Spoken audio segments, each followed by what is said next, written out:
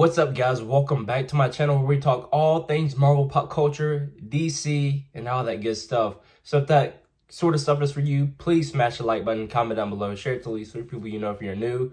Comment down below, leave your thoughts, follow me on all my socials, and join my Discord in the link in the description today, where I'm going to be giving you guys my spoiler-free review for Ant-Man and the Wasp: Quantumania. Now, I saw it yesterday. I was going to give you guys my review afterwards, but I've been going through allergies lately.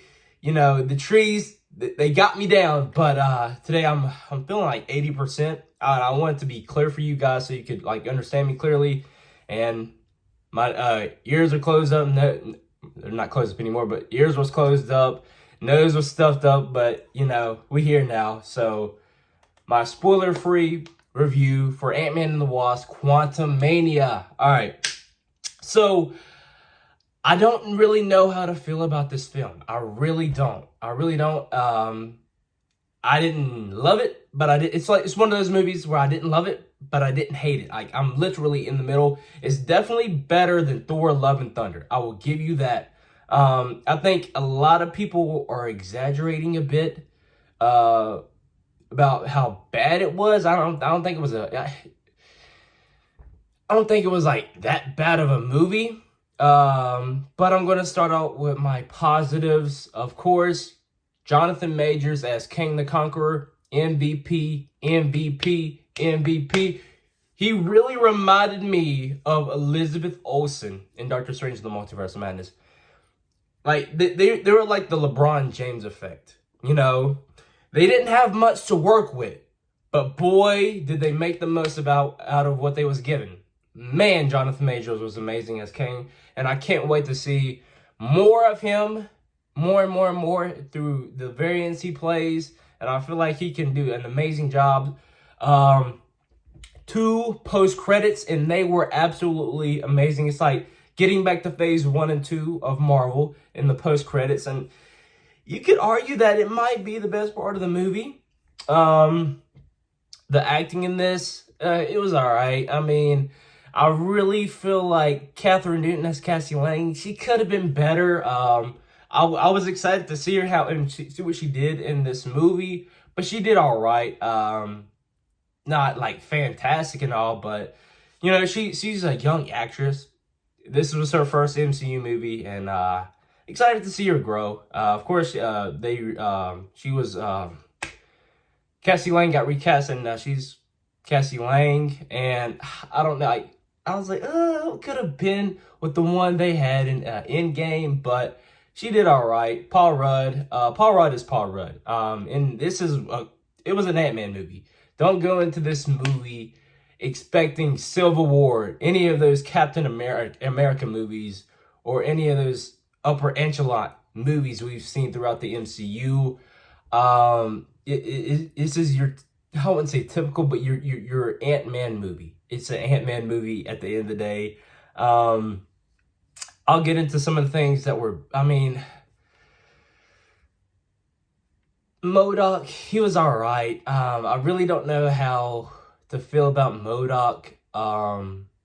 If you don't know, I won't spoil it for you, but it's an interesting take on MODOK. For the person that was MODOK, I really don't know. This is where it was like I'm conflicted. I don't know if I like it or I don't hate it. I don't know if I like it or if I really don't like it. But it's just like, I don't know. I don't know. But it was such an Ant-Man move of MODOK. There were cheesy jokes, like they weren't that bad. Like, you know, it was like some I chuckled at. But, like, it's like, it was near the end, too. It was like some of the jokes were not landing. And I'm going to sound kind of contradicting right here. But the movie, you know, we get into the quantum realm fast. But it takes a while to find its footing, really. It started out a little slow as we go throughout the quantum realm. I hate to say it. I really think they wasted William Jackson Harper as Quaz in this movie. Like, I feel like there's a better role for him out there in the MCU than Quaz, but it is what it is. But throughout the time they're talking about Kang, it's like different. It's like, okay, I'm supposed to be fearing this dude, and they're telling you why. And like anytime they bring him up, it's like, oh snap. And then we're like, anytime Kang is in a scene, it's like a whole entire different movie. It's a different feel, different tone. It's like, yo, he's here. He's not playing around. I feel like this. I'm probably gonna be jumping around a lot. I really do feel like this movie could have been written a little better. It's a little nitpicky, but I think they might need to slow down on hiring these Marvel Studios on hiring these, Rick and Morty writers. Of course, the director of this one the writer of this one is going to be writing the Kang Dynasty, and I think he's awful close with Michael Waldron, and he's going to be doing Secret Wars. And of course, he was a part of Loki, and he produced on Loki season 2. But I'm just saying, I think they might need to pump the brakes on hiring these Rick and Morty writers. Just pump the brakes on it. Again, like I was saying, we're pretty much in the quantum realm this whole movie. We get into it fast. Takes a while to find its footing, but it's just sometimes I got bored. I'll admit I got bored at some points until Kang was in a scene. Michelle Pfeiffer, oh my goodness, she definitely stands out in this. She could definitely still play Catwoman if she wanted to. Her and Kang, anytime they are in scenes together, man, like them two have major chemistry. Of course, like everybody theorized, she pretty much knew Kang and just knew his motives and his inner. I like the way she found out things and kind of figured him out, I guess I'd say, and knew his motives. But again, Jonathan Majors and Michelle Pfeiffer, they were the stars of this movie. Those two, and then just the way they edited this movie, there were scenes that just like didn't make sense. That sometimes like, ugh, this is poorly edited. And I think that you could tell they are kind of course correcting because they know people are tired of what they've seen throughout, especially Phase 4. And for this one to start out Phase 5, I went into this movie wanting it to be a banger, but it just wasn't for me. And I think if you go in without wanting it to be a banger, I think you're going to be fine. Will I watch it again? Maybe when it gets on Disney Plus, and maybe once we're close to Kang Dynasty, I'll watch it again. And once we get close to Secret Wars, I'll probably watch it again just to refer back and just to piece things together.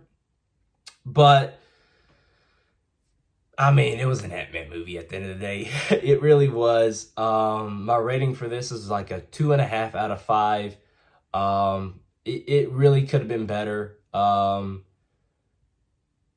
I mean, I'm going to say this, but I'm kind of glad Peyton Reed didn't get Fantastic Four like he wanted, because man, like the way he's done these Ant-Man movies is like and he was talking about how he didn't want this to be a palate cleanser and all that, like Ant-Man movies usually have been, and have this movie to be like an Avengers level, but it really wasn't. And like how he talked this up, it's like but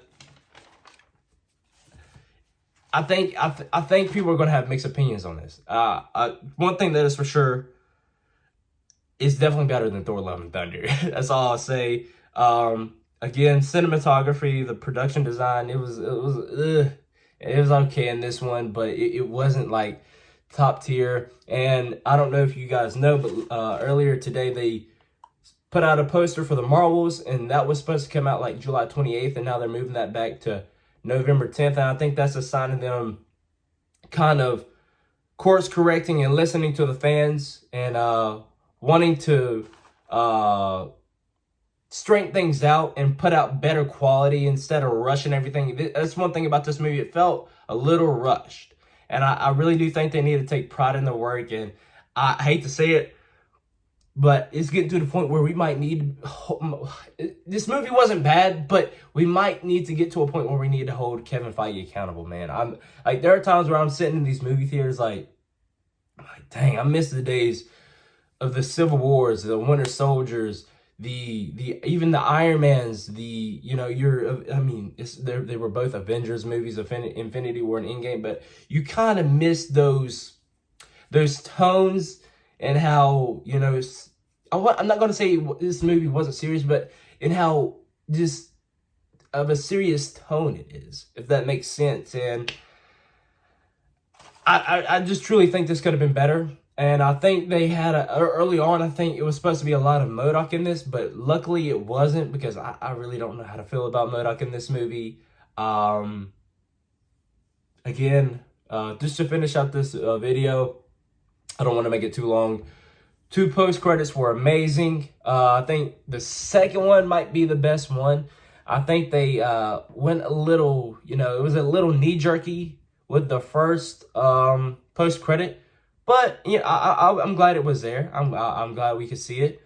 But major takeaways from this film: Jonathan Majors as Kang, amazing. MVP. Michelle Pfeiffer was amazing.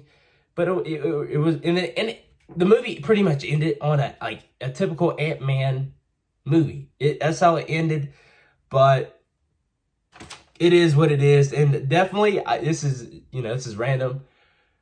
I can tell you right now, Kang can't handle. He don't have nothing on the Scarlet Witch, and that's probably me just being biased to the Scarlet Witch. Probably my favorite character in the MCU, but I love both Jonathan Majors and Elizabeth Olsen and Kang and the Scarlet Witch, and how they bring what they bring to their characters, their respective characters, and I really think he's got a bright future, Jonathan Majors, and I can't wait to see him play more variants in the MCU.